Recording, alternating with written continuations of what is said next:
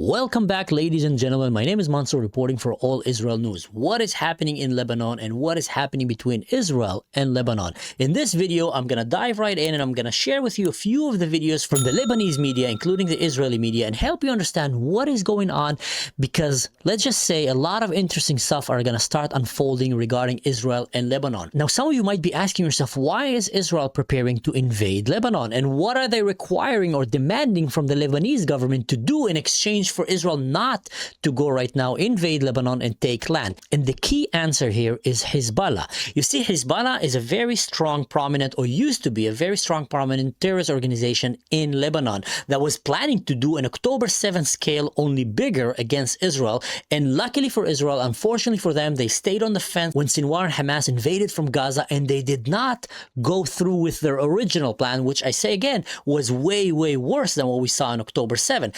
After that, they did wake up later on and started shooting at Israel, but Israel went and retaliated and just completely deleted them with the pager operation, and later on just kept hitting them to the point now that they have been drastically weakened and are in the hide in Lebanon. However, they're still very prominent, very active, and right now they're starting to wake up again and recruit more soldiers, and right now even shooting missiles into Israel, including cluster bombs, which is rockets or missiles that will go and open in the air and drop more smaller bombs into civilian populations. Now, Israel have made it very clear to the Lebanese government and mostly to the Christians in Lebanon, telling them, listen guys, either get your country back, get it under control, or we will go and take it from you and we'll get things under control. Now, there is voices in Israel right now that are even saying, hey, don't even talk to them. Hezbollah have been so heavily involved in the Lebanese politics and the army that it's completely impossible to get them out. And the Christians there, they literally have no voice and no strength to actually stop it. Now, the Muslims, that's a different story, because many of them either support Hezbollah or religiously have some kind of an affiliation with the whole thing. So they can't really be considered as valid partners for peace in Israel, at least not right now. Now, listen to this guy, because we're starting to see an emerging voices from Lebanon that got fed up with the war with Israel, with the heavy price that they had to pay on behalf of Iran, the IRGC, and on behalf of Hezbollah, the Lebanese people, which, mind you, used to be called the Paris of the Middle East when it was Christian mostly. But when Islam came and took over, it literally destroyed that country and brought it to where it is right now. Don't let anyone fool you and tell you otherwise. That is facts on the ground. So now Lebanon, who still remember the golden days where they used to be a hub of culture, cinema, art, tourism, have just became basically a base for terrorist operations and have brought them down to become one of the poorest countries on the face of this world. It's literally on the list with Yemen and other very failing countries. Once a super successful Christian country, have now become one of the poorest countries on the face of this earth. So the Lebanese, who are still, some of them are very refined, very educated, watching what happened, are starting to wake up right now, thanks to Israel, who have weakened Hezbollah and weakened Iran and brought them to their knees, so they managed to rise their head. Yes, there's a lot of anti-Semitism deeply embedded among many of the Lebanese, including the Christians and the Muslims and some of the Druze even in Lebanon, which is very, very sad. But when you've been indoctrinated for so long by Iran, by Hezbollah, by Muslim Brotherhood proxies, by the Palestinians who moved into Lebanon, then it's very hard to blame them that they are heavily infected by the anti-Semitic disease. But right now, they're still starting to wake up, and even we're hearing voices of them saying, hey, we want to have peace with Israel. Let's talk about peace. We don't want this war anymore. Listen to this guy. He's a very interesting voice. This is not our war. Hi, I'd like to share a message with you from Beirut. From a Lebanese person who, like millions of others, has had enough of all the lies, political spin, the misinformation, the indoctrination spoken in our name regarding the ongoing war. This is not in any way a war between Lebanon or the Lebanese people in Israel. Not at all. This is a proxy battle between the Islamic Republic of Iran and its IRGC and the state of Israel. That's Lebanese on saying Lebanese this. territory and at the expense of the Lebanese people. While we as Lebanese people are treated as pawns and hostages, all 5 million of us, pawns and hostages, and we've had enough of it. We know the story. On March 2nd, 2026, Hezbollah launched a barrage of rockets aimed at Israel against the expressed will of the Lebanese people and the Lebanese government. As proxies of the IRGC, they got thanked by Mujtaba Khamenei for entering into this war in defense of the regime. While we, the Lebanese people, not only got death, destruction, displacement, and occupation, we got something even worse. Lectures in morality and righteousness about resistance from so-called intellectuals, media figures, academics, politicians, and activists living comfortably in the West. But this time they're not for Gaza. No, they're for Lebanon, where Israel has now launched a violent and reckless escalation. This guy We are is frankly vile. sick and tired of it. We need to tell our story. So let me make something very clear. Save us your urgent concerns about aggression. This is not about you. This is not about your domestic issues with Donald Trump, or your views on the conflict in Gaza, or your theories about Zionist expansionism and stolen resources and settler colonialism, and this entire salad of buzzwords. This is about us, the Lebanese Wow. people. And we know our history very well. Very well. Definitely far better than any of you.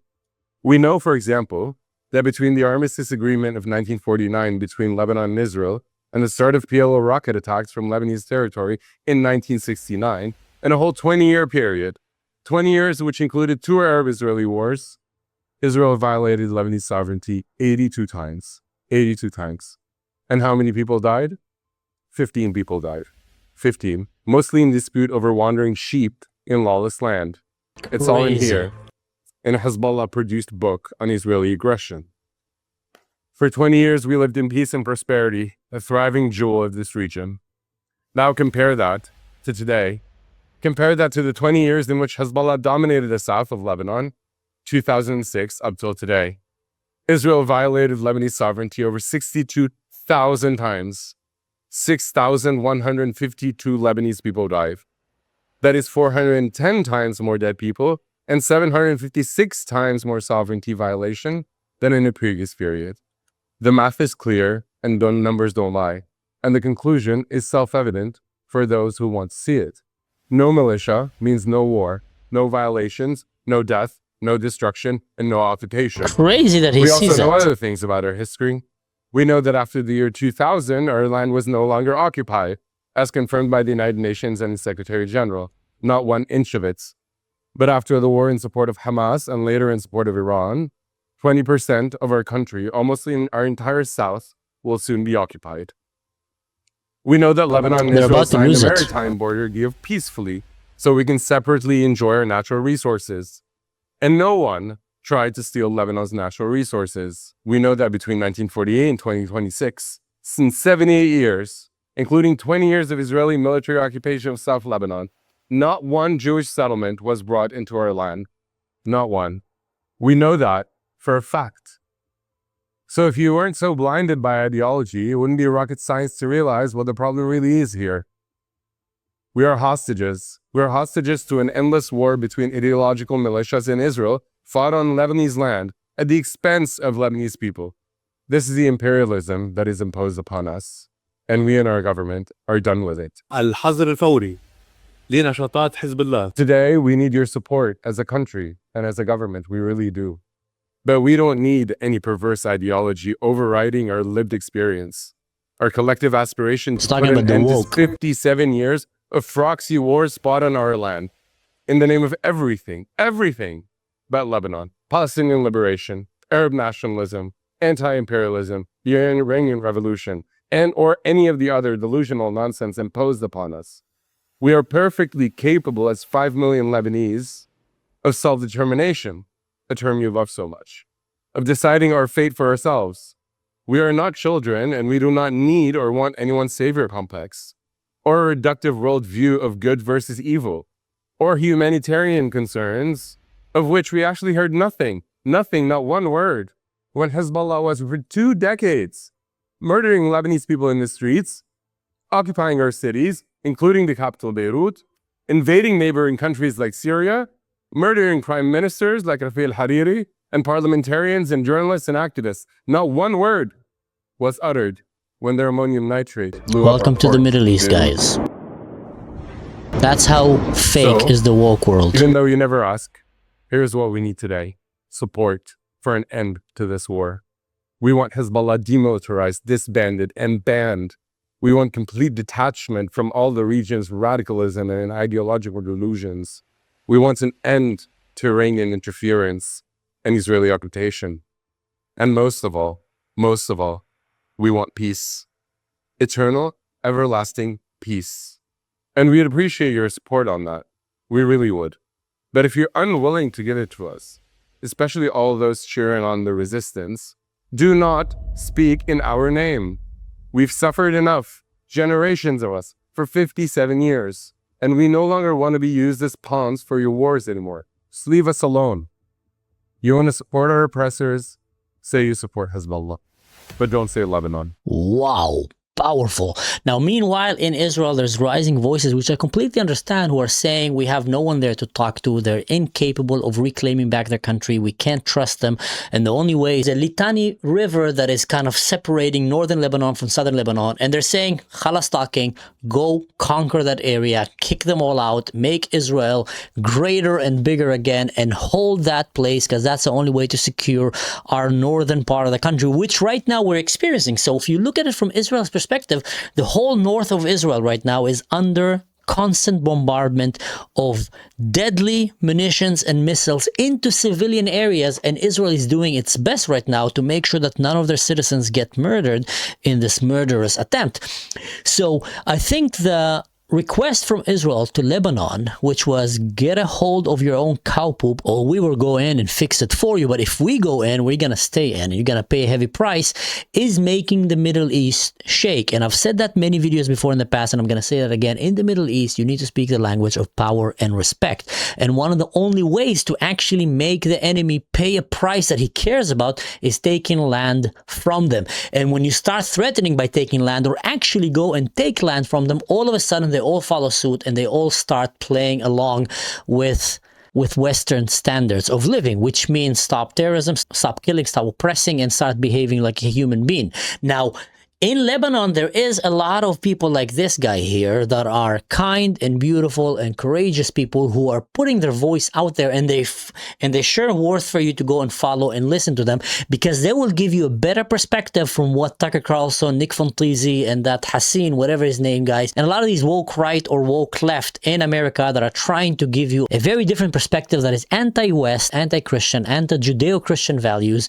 and in general just anti-America, but they're trying to sell it for you as if this is the right way to handle the Middle East. So for those of you who don't know, I strongly recommend to keep following what is happening in Lebanon, because it's a very, very interesting piece of land, and things are going to get unfolding there very, very quickly. Now, you know what? Let me show you this video from this guy. He's a former Israeli Navy SEAL who is a commander right now and have done reserves for days, if not even years, during this war, and he's also a politician, and that is what he is saying. I added translation so you can better understand it. בשורה התחתונה לכבוש עד הליטני, אני אסביר. לבנון זירת הלחימה של בני הדור שלי. גדלנו שם, ואז הנסיגה מלבנון, ואז מלחמת לבנון השנייה.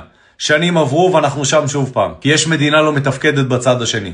לא משנה אגב איזה הסכם חותמים איתם, הם לא מצליחים. איך אני יודע את זה? כי זה מה שקרה כבר אין ספור פעמים, גם בנסיגה האחרונה.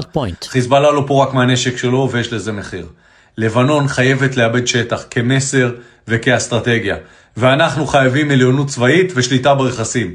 מי שראה בעיניים את העמקים הישראלים ממוצבי החיזבאללה לשעבר, לא יכול לחשוב אחרת. הם שלטו בנו על מלא. כל תנועה, כל אזרח הם ראו במשקפת. הם גם הכינו את כיבוש הגליל עם כמות נשק של מעצמה. לטבוח בנו. כמו המתקפה של חמאס מעזה, רק חזק יותר. לכן צריך לשלוט שם עד הליטני. אנחנו יכולים לסמוך רק על עצמנו. אנחנו באים שוב ושוב למילואים, נבוא בכל פעם שקוראים לנו. אבל כשמורידים את המדים חייבים לדרוש מהממשלה שני דברים. אחד, אזור נקי בלבנון. אין חיזבאללה מדרום לליטני. נוכחות ישראלית צבאית. 2, הגדלת הצבא. תפסיקו לעודד השתמטות. מי שלא מתגייס עכשיו, ברגעים ההיסטוריים האלה, בוחר להיות אזרח סוג ב'. אסור שהמדינה תעודד אותו. זה כשל לוגי ברור. יש פה עם מטורף, עם רוח אדירה, ויכולת התגייסות בלתי נתפסת. תפסיקו לנצל את הציונות שלנו, תעשו את מה שצריך. Very interesting thoughts. Now, let me know your thoughts about this matter. What do you think Israel should do? Should they wait for Lebanon to grab control over Hezbollah and start cleaning Lebanon and perhaps making it Christian again? Or should Israel just not trust that government and go in and take the southern part of Lebanon until the Litani River and establish a military presence, which will follow later on with Jewish settlements, and possibly never give that land back again? I would like to hear your comments on that regard, because I think all of these aspects holds a lot of interesting complications, but also a lot of logic behind them. Stay safe. See you next time.